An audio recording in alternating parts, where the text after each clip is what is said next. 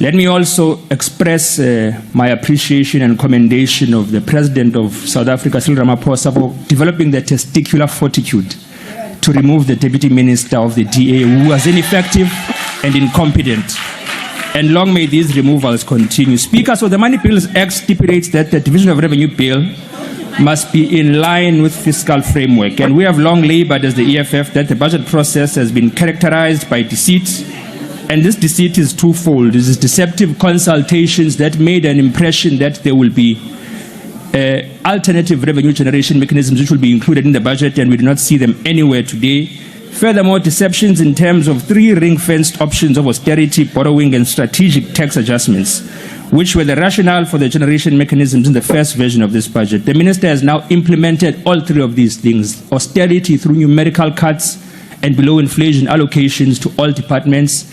He has now implemented borrowing through a 1.5 billion loan from the World Bank, and he has also implemented tax adjustments through the fuel levy. Now, as the EFF, we have now introduced the Public Finance Management Amendment Bill, which will restrict reckless and irresponsible borrowing from financial institutions globally, because there must be an authority of parliament that guides all loans which are conducted. House Chairperson, the EFF rejects the 2025 Division of Revenue Bill as proposed by the Minister of Finance and agreed to by the Democratic Alliance, Action SA, Rise Mzansi, and BOSA, led by Honorable Maimane, who is also the chairperson of the Standing Committee on Appropriations, because that committee has failed to fulfill its constitutional mandate. Before we deal with the contents of the bill, let us remind the people of South Africa of what took place not so long ago. When we were processing the Division of Revenue Bill that had to be withdrawn because the Minister of Finance lost the VAT court case, the committee had resolved to amend the bill, and Honorable Maimane will remember this. We had agreed that more than half of the 257 municipalities are in financial distress, with 20% of them not financially viable at all. That means they're unable to meet even the most basic obligations required to deliver services. We had agreed that for far too long, the assumption that municipalities will collect sufficient revenue to fund service delivery is false and not sustainable. The majority of our people are unemployed. The economy is stagnant, racial inequality continues to deepen, and we have more than 12 million people without work, 12 million people with no ability to pay for services even if they wanted to. We had also agreed that the growing number of indigent households, many of whom are not even registered for indigent support, deserve automatic and unconditional access to free water, free sanitation, and free electricity.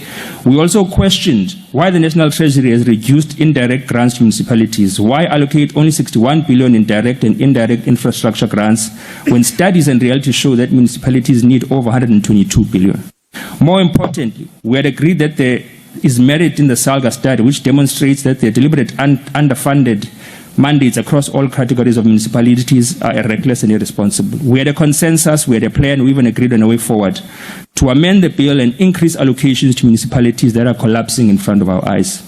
As the EFF, we made written and oral submissions to the committee.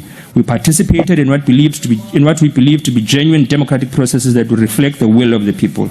We propose that allocations to municipalities should increase from 9.5% to 14%. This would increase the local government share by 88.4 billion.